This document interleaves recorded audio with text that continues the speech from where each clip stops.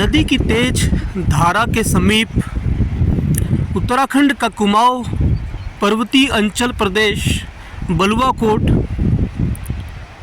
ऊंचे ऊंचे पहाड़ों से घिरा हुआ, चारों तरफ से क्षितिज को छूती हुई ऊंची ऊंची श्रृंखलाएं। यह स्थान धारचूला के निकट बलुआ कोट है। यहाँ से धारचूला 14 किलोमीटर की दूरी पर स्थित है। और यह जो सामने आप नदी देख रहे हैं, यह नदी काली नदी है। काली नदी जो कि ऊंची श्रृंखलाओं में ओम पर्वत के इस दिशा की ओर काला पानी स्थान से निकलती है और इसका नाम काली गंगा के रूप में इसे जाना जाता है। इस नदी के जो दूसरे छोर की तरफ आप जो देख रहे हैं दृश्य, वो स्कूल और एक जो गांव है और ये जो ऊंचा पहाड़, ये सब नेपाल का क्षेत्र है। और इसके सामने जो इधर नदी के इस ओर है, यह भारत में पिथौरागढ़ का क्षेत्र बलुआ कोट, अर्थात यहाँ से धारचूला 14 किलोमीटर की दूरी पर इस दिशा की ओर है। ये ऊंचे ऊंचे पर्वत, ऊंची ऊंची श्रृंखलाएं अपने आप में एक क्षितिज का सौंदर्य है।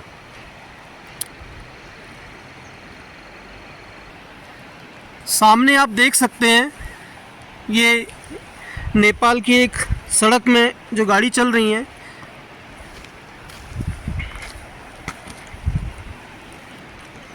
यह नेपाल काफ़ी ऊंची श्रृंखलाओं में बसा हुआ एक उसकी तलहटी में बसा हुआ ग्रामीण परिवेश। और ये काली गंगा अपने तेज प्रवाह के साथ ऊंची ऊंची श्रृंखलाएं, चारों ओर से पर्वत श्रृंखलाओं से घिरा हुआ है। यह बलुआ कोट एक घाटी में स्थित है। गर्मियों में यहाँ का तापमान 40 से 45 डिग्री सेल्सियस तक होता है, क्योंकि यह घाटी में स्थित है।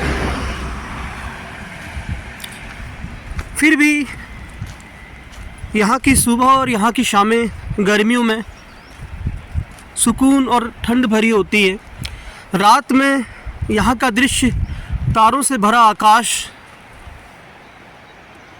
और चांदनी की शीतल किरणों में जब इस नदी पर वह अपनी चांदनी बिखेरता है, तो यह और उज्जवल धवल ज्योत्सना से प्रस्फुटित होती हुई, अपनी कलकल निनाद करती हुई तेज स्वर में और भी तीव्र हो जाती है। क्योंकि यहाँ रात का जो समय होता है वह शांत होता है। नदी की तेज प्रवाह और तेज जलधाराएं अपनी खूबसूरती को, अपनी ध्वनि को पूरे कलरव से भर देती हैं।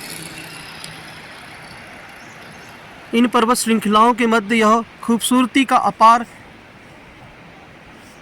सौंदर्य का क्षितिज, आसमान से बातें करते यह पर्वत कभी मौन है तो कभी बरबस ही पर्यटकों को अपनी ओर आकर्षित करते हैं। प्राकृतिक सौंदर्य से घिरा हुआ यह प्रदेश कुमाऊं का एक नैसर्गिक सौंदर्य प्रकट करता है। ये सामने आप देख सकते हैं काली नदी, अर्थात काली गंगा, जो कि काला पानी से निकलती है। कितनी तेज प्रवाहित है। इसका स्वर रात्रि में और भी तीव्र और अपने आप में एक सुखद सौंदर्य और गतिमान और गतिशील होने का एक संदेश भी देता है। नदी जिसकी प्रवृत्ति और गति सदा ही निरंतर गतिमान होती है। ऊंचे ऊंचे पर्वत एक बहुत ही सुंदर कविता थी कि पर्वत कहता शीश उठाकर तुम भी ऊंचे बन जाओ, कि सागर कहता है लहराकर मन में तुम गहराई लाओ। समझ रहे हो क्या कहती है, उठ उठ गिरगिल तरल तरंग, भर लो अपने मन में मीठी मीठी मृदुल उमंग। पृथ्वी कहती धैर्य न छोड़ो, कितना ही हो सर पर भार, नभ कहता है फैलो इतना, ढक लो तुम सारा संसार। तो यह कविता कुछ इस प्रकार से प्राकृतिक सौंदर्य को अपने आप में समेटे हुए प्रकृति के कई उपमानों को मानव जीवन के लिए एक आदर्श के रूप में स्थापित करती है। यह भौगोलिक परिदृश्य और भौगोलिक क्षेत्र में आकर कविता भी कुछ इस प्रकार से चरितार्थ हो जाती है। यह सामने आप नेपाल का दृश्य देख रहे हैं, पूरा ये नदी के इस ओर नेपाल का दृश्य है, एक मैदान, ये स्कूल है इनका, और ये गांव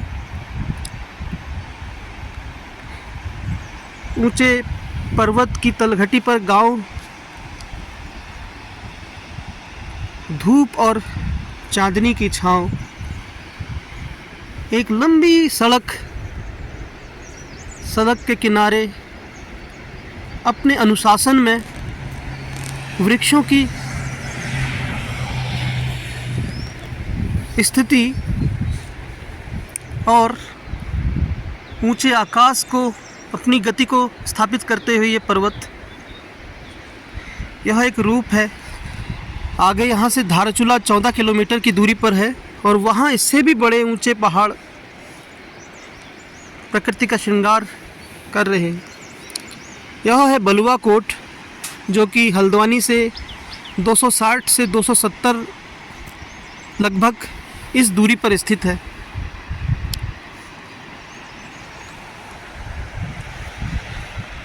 फिर कभी किसी और पर्वतीय अंचल में आपको लेके चलते हैं।